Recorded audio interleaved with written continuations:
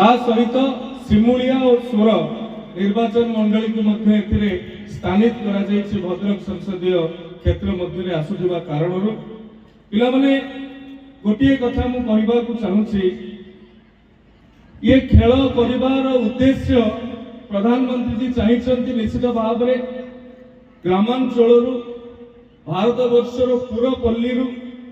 प्रतिभा माने चिन्हट हुंतु विकसित हुंतु एवं से माने अंतर्जातीय मंच पर्यंत पहुंचंतु गाँ पड़िया ठू आरंभ करी ओलंपिक पोडियम पर्यंत ये यात्रा भितर सांसद खेल महोत्सव तार गुंडुची मूषा भली काम करिवो ए प्रकार भावना प्रधानमंत्री नरेंद्र मोदी जी रही अछि एवं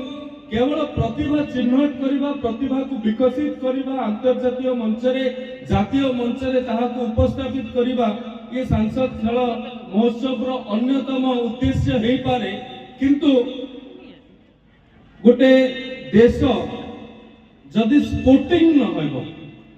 गोटे देशर नागरिक माने जदि सुस्थ न हेबे फिट न रहिबे तेबे से देशर मध्य अग्रगति हेबो नहीं।